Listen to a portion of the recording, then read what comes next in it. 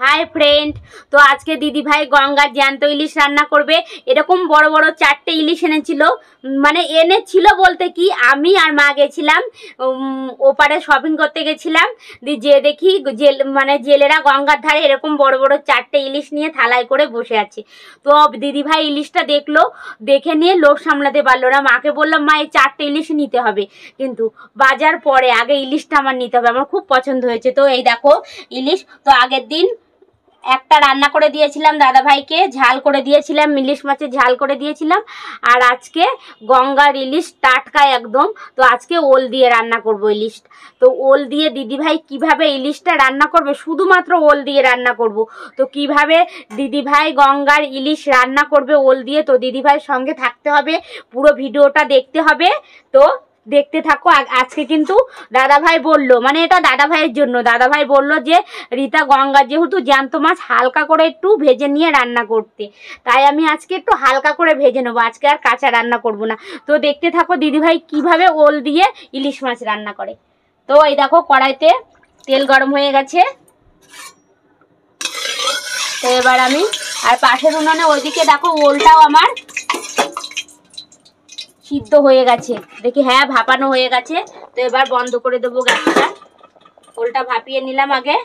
তো এখন এই যে মাথাগুলো আগে হালকা করে একটু ভেজে নেব, মানে আজকে পুরো মাছটাই আমি আর কি ভেজে নেবো একটু হালকা করে।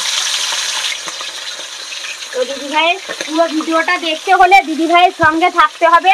আর কিভাবে ওল দিয়ে গঙ্গার ইলিশ রান্না করে দিদি ভাই, তো দিদি ভাইয়ের সঙ্গে থাকতে হবে আর পুরো ভিডিওটা দেখতে হবে কিন্তু, তবেই তো খেতে টেস্ট। তো আগে মাছগুলো আমি ভেজে নিই, হালকা করে ভাজবো কিন্তু আমি, কেননা যেহেতু জ্যান্ত ইলিশ ওর জন্য হালকা করে, একটু বেশি ভাজবো না। দাদা ভাই আমি কাঁচায় রান্না করতাম, তো দিদি ভাই কাঁচায় রান্না করতো ইলিশ মাছ, কিন্তু কাঁচা সেই টেস্ট খেতে। তো দাদা ভাই বললো রিতা আজকে তুমি ইলিশটা হালকা করে একটু ভেজে রান্না করবে, ওর জন্য হালকা করে একটু ভেজে রান্না করলাম। তো আমার এদিকে ওল ভাপানো হয়ে গেছে, ওলটা আমি ঝুড়িতে ছেঁকে নিয়েছি। এদিকে দেখো মাছ ভাজা হচ্ছে।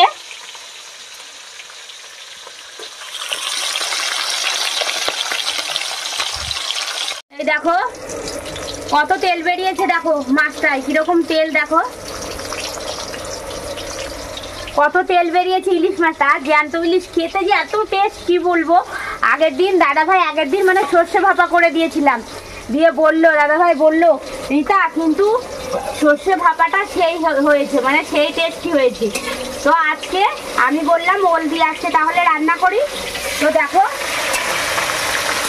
কি সুন্দর কত তেল বেরিয়েছে, শুধু সেইটা একটুখানি দেখো। তো ওল দিয়ে এবার রুই মাছ রান্না করবে, দিদি ভাইয়ের সঙ্গে থাকো, দেখতে থাকো কিভাবে রান্না করছে দিদি ভাই। দেখো আমার মাছ ভাজা কমপ্লিট। আর আমার সোনার জন্য কয়েক পিস আলু দিয়েছি, কারণ সোনা ওল খায় না, ওর জন্য কয়েক পিস আলু দিয়েছি। তো আমার মাছ ভাজা হয়ে গেছে, ওই মাছ ভাজা তেলেই আমি এবার কালি জিরে তেলের পাত দিলাম। ইলিশ মাছ যেহেতু ওর জন্য আমি কালি জিরে তেলের পাত দিয়ে করবো। তো এখন ওলগুলো ছেড়ে দেবো, আর কি কি মশলা দেবো দিদি ভাইয়ের সঙ্গে থেকো। তো এই দেখো আমি কালি জিরে তেলের পাত দিয়েছি, আর এই দেখো ওলগুলো ভালো করে ভেজে নেব। আমার প্রায় হালকা ভাজা হয়েছে, আরও ভাজা হবে, লাল লাল হবে, তারপরে আমি মশলা দেবো। আর এই দেখো লঙ্কা কিন্তু আমি চিড়ে দিয়েছি, এই দেখো লঙ্কা চিড়ে দিয়েছি, আর কটা বেটে দেবো, আর হচ্ছে কটা চিড়ে দিলাম, কটা বেটে দিলাম। তো এখন কি মশলা আমি মানে দেবো সেটা তোমাদেরকে পরে দেখাবো। এখন তাও একটু বলে দিলাম জিরে বাটা আর লঙ্কা বাটা। তো দিদি ভাইয়ের সঙ্গে থাকো।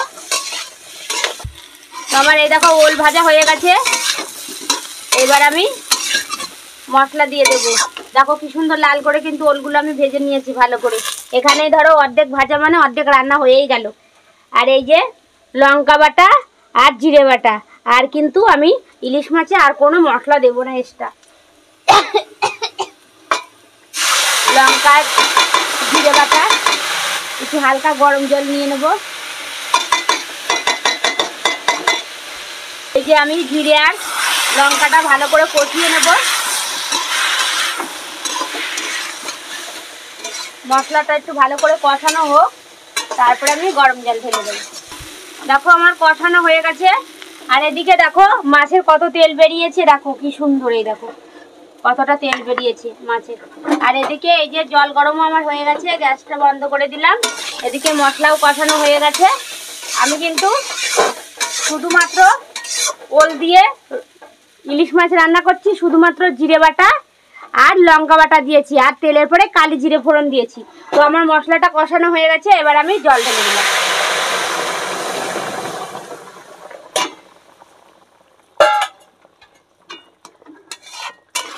কি সুন্দর কালার চলে এসছে দেখো। ওল দিয়ে ইলিশ মাছ খেতে সেই টেস্ট। বাড়িতে এইভাবে দিদি ভাইয়ের মতন খেয়ে দেখবে।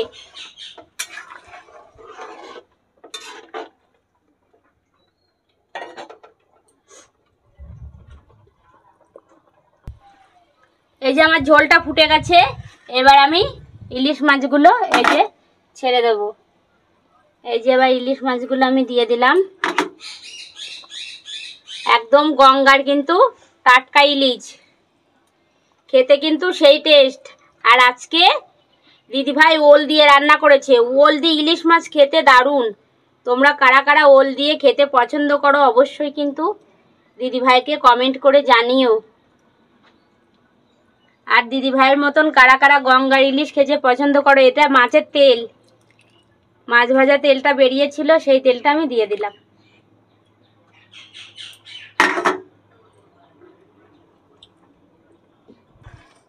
দেখো কি সুন্দর হয়েছে, দেখো শুধু। আমি কিন্তু ওল দিয়ে রান্না করেছি, আর মাত্র একটা আলু দিয়েছি আমার সোনার জন্য। বাবু সোনা আবার ওল পছন্দ করে না, ওর জন্য। তো তোমরা ওল দিয়ে এইভাবে দিদি ভাইয়ের মতন এইভাবে বাড়িতে রান্না করে খেয়ে দেখতে পারো। তো ওল দিয়ে ইলিশ মাছ দারুণ টেস্ট। তো আমি ভিডিওটা আর বেশি বড় করছি না, এখানে শেষ করছি। তো আমি মাছ দিয়ে দিয়েছি, আর কিছুক্ষণের মধ্যে মানে অল্প একটু হয়ে গেলেই আমি নামিয়ে ফেলবো। আজকে কিন্তু আমি ইলিশ মাছটা হালকা করে একটু ভেজে রান্না করেছি, কেননা তাহলে বেশিক্ষণ আর ফুটাতে হবে না। হালকা করে একটু ফুটলেই নামিয়ে ফেলবো। কালারটা দেখো কত সুন্দর হয়েছে। তো আর একটু হলেই আমি নামিয়ে ফেলবো। তো যদি তোমাদের এই রেসিপিটা ভালো লাগে, ওল দিয়ে ইলিশ মাছ আর গঙ্গা টাটকা ইলিশ, তোমরা কারা কারা পছন্দ করো অবশ্যই কিন্তু দিদিভাইকে একটা লাইক, কমেন্ট আর শেয়ার করে দিও। তো টাটা।